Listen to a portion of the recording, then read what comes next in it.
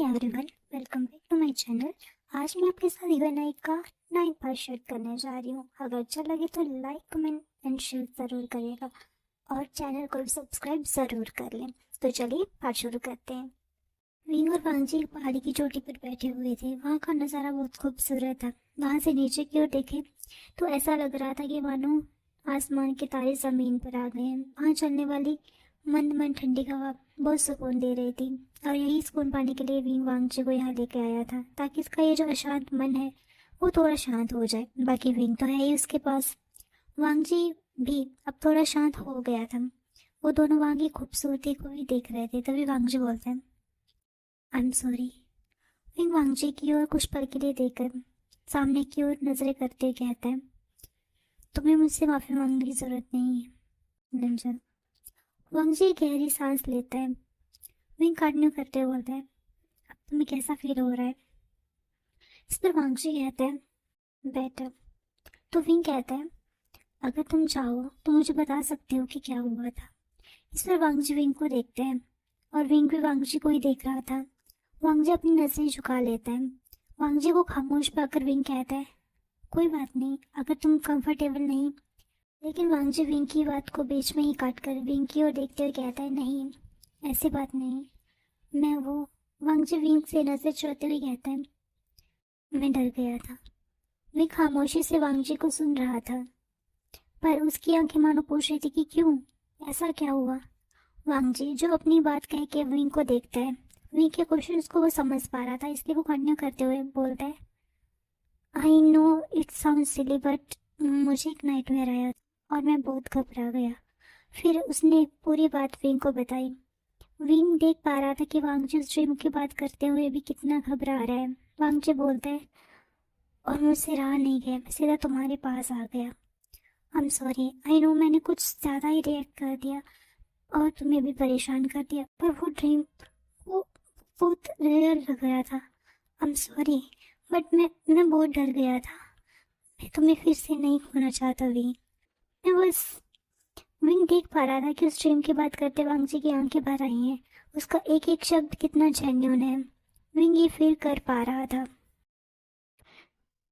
वो देख पा रहा था कि वांगजी फिर से परेशान हो गया है और विंग वांगजी को काम करने के लिए उसके लिप्स पर अपने लिप्स रख देता है। वो सोचता है, मैं तुमसे जितना दूर जाना चाहता हूँ, तुम्हारा प्यार मुझे तुम्हारे उतने ही करीब ले आता है। विंग के सडन एक्शन से वांगजी फ्रोज हो गया था। वांगजी विंग के सॉफ्ट लिप्स को टच पाकर अपनी आंखें बंद कर लेता है और वो दोनों एक साथ अपने लिप्स मूव करने लगते हैं। विंग और वांगजी दोनों की आंखों से आंसू बह गए थे, जो प्रूफ थे इस चीज़ का कि वो दोनों एक दूसरे के प्यार के लिए कितना तड़प रहे हैं, एक दूसरे को प्यार करने के लिए कितना तरस रहे हैं। ये बहुत ही जेंटल किस था। ये सपना है या हकीकत, सच है या झूठ, वांगजी नहीं जानता। बस वो सब कुछ भुलाकर अपने विंग को फील करना चाहता है।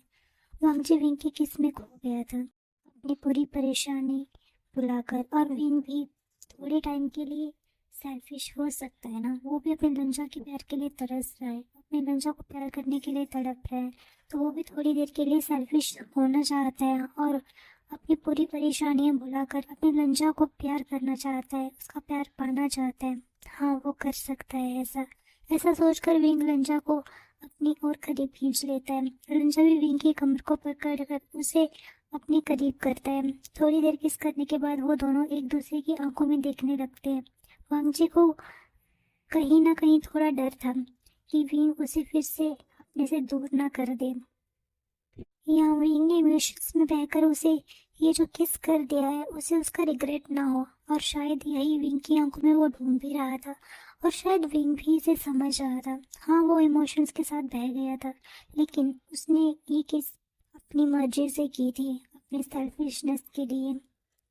इसलिए विंग वांगजी को बहुत ही प्यार से देख रहा था और वांगजी को भी ये फील होता है कि विंग को इस किस का कोई रिग्रेट नहीं।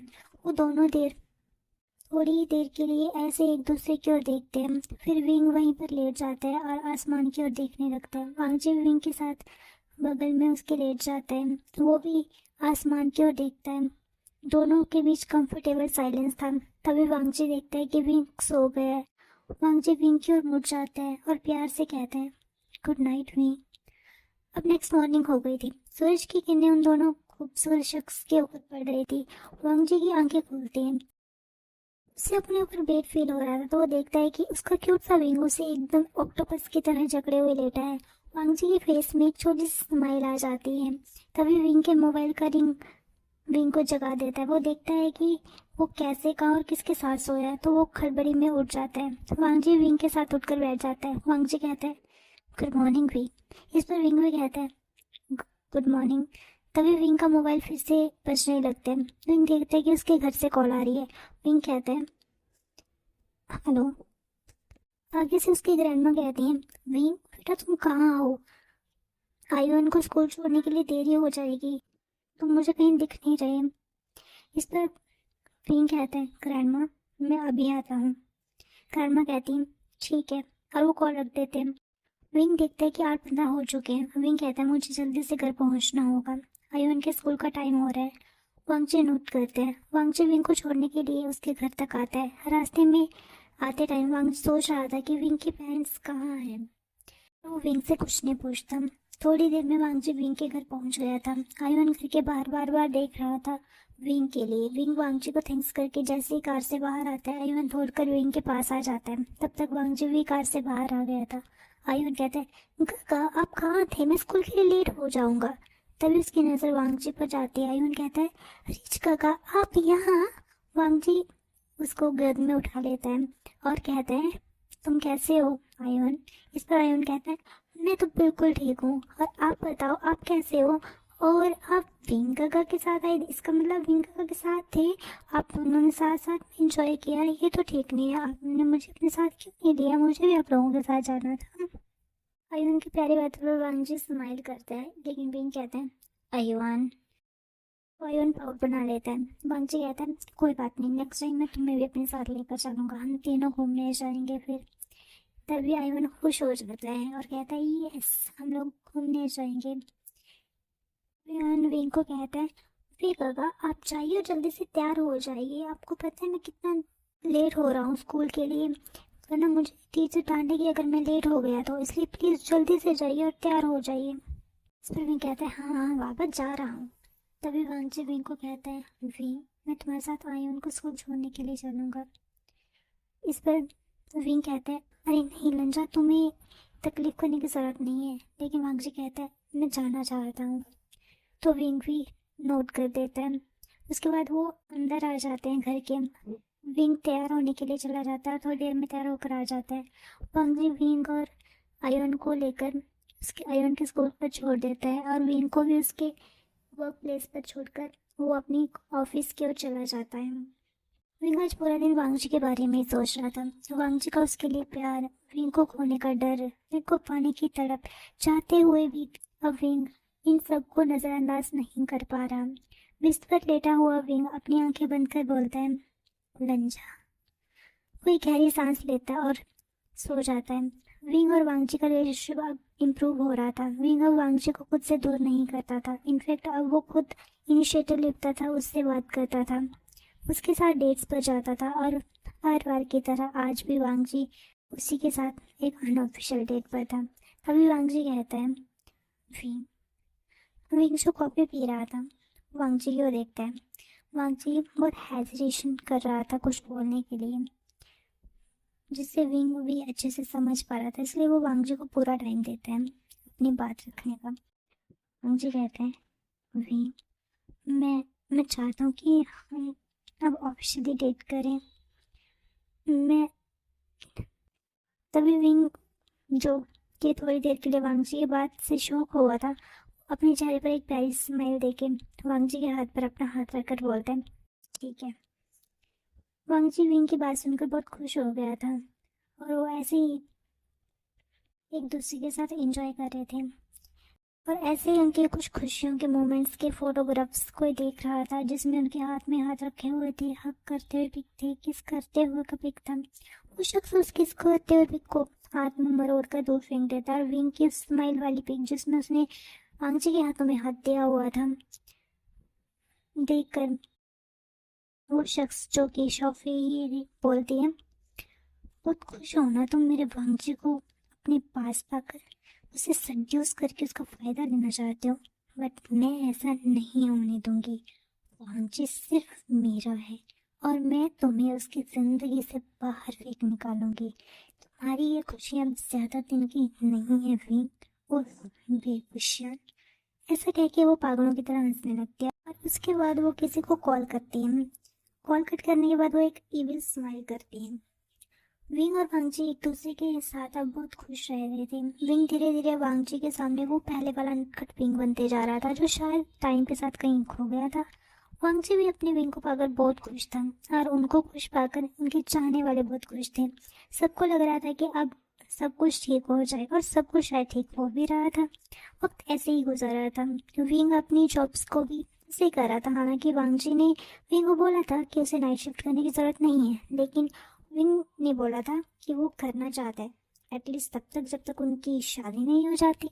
शादी के बाद ही मैं तुम्हें वो हक दूंगा जिसमें तुम मेरा खर्चा उठाने में हेल्प करोगे, लेकिन तब भी वो जॉब करेगा क्योंकि वो वांगजी पर डिपेंडेंट तो नहीं रह सकता ना। और वांगजी भी इस पर एग्री हो गया था। विंग हर बार की तरह अपनी नाइट शिफ्ट पर क्लब में था। तभी क्लब में म्यूजिक बंद हो जाता और एक शख्स स्टेज पर माइक लेकर बोलता है, अटेंशन एवरीवन, हेलो, मेरा नाम शोयांग है और आज मेरी लाइफ का सबसे इम्पोर्टेंट है क्योंकि आज मेरी स्वीट हार्ट का बर्थडे है। My whole universe, my world, my love of life शाओशिन। सो आज का दिन मेरी ओर से आप लोग चाहे जितना चाहे उतना ड्रिंक कर सकते हैं। वहाँ पर मौजूद सभी लोग वोटिंग और क्लैपिंग करने लगते हैं। शोयांग कंटिन्यू करते हुए बोलता है, and also the staff members, आप लोग एंजॉय कर सकते हो ड्रिंक्स तो मेरी ओर से। आई नो गाइस, आप लोग अपनी ड्यूटी को लेकर बहुत स्ट्रिक्ट हो, इसीलिए आप लोग सॉफ्ट ड्रिंक्स एंजॉय कर सकते हो। Okay, so please join us in our happiness. Cheers. सब लोग चीयर्स करते हैं और शोयांग स्टेज से नीचे आ जाता है। वो अपना काम कर रहा था, तभी उसके पास उसके साथ ही काम करने वाला वेटर आता है और कहता है, विंग ये लो सॉफ्ट ड्रिंक, यहाँ पर सबको दी जा रही है तो तुम भी पी लो। विंग नोट करता है। वो वेटर वहां से चला जाता है। तभी उसके पास ड्रिंक लेने आया और बैठा कस्टमर बोलता है, अरे पी लो, फ्री की ड्रिंक हमेशा नहीं मिलती पीने को, मुझे तो फ्री का पीना बहुत पसंद है पर कम वक्त को पिलाते नहीं। शुक्र है आजकल हमने कोई ऐसा है जो फ्री में पिला रहा है। चलो चलो मेरे साथ शेयर्स करो और हम प्रे करते हैं कि ऐसे लोग हमेशा क्लब में आते रहें। चलो गिलास उठाओ।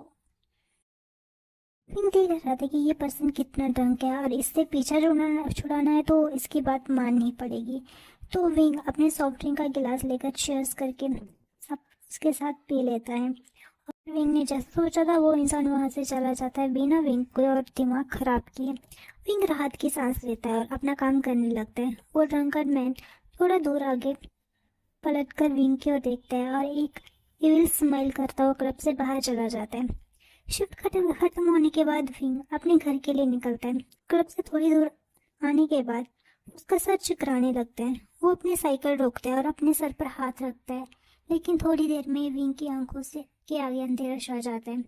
विंग की आंखें जब खुलती हैं तो वो खुद को एक अनजान जगह पर पाता है। उसका सर अभी भी थोड़ा सा घूम रहा था, तो वो अपने हाथ अपने सर पर रखने की कोशिश करता है पर पाता है कि उसका तो हाथ बंधे हुए हैं। फिर वो अपने सर को झटकता है और अच्छे से आसपास की ओर देखता है, जहाँ वो एक अंधेरी जगह पर एक कुर्सी पर बंधा हुआ था। विंग कुछ समझ पाता उससे पहले दरवाजा खुलने की आवाज आती है, जहाँ से एक शख्स उस रूम में एंटर करता है। एंड करते ही वो उस रूम की लाइट को ऑन करता है और विंग की ओर मुड़ता है। उसे देखकर पहले तो विंग चौंक जाता है और फिर गुस्से में बोलता है, तू। तो आज के लिए बस इतना ही, मिलते हैं नेक्स्ट पार्ट में। तब तक के लिए बाय बाय, टेक केयर।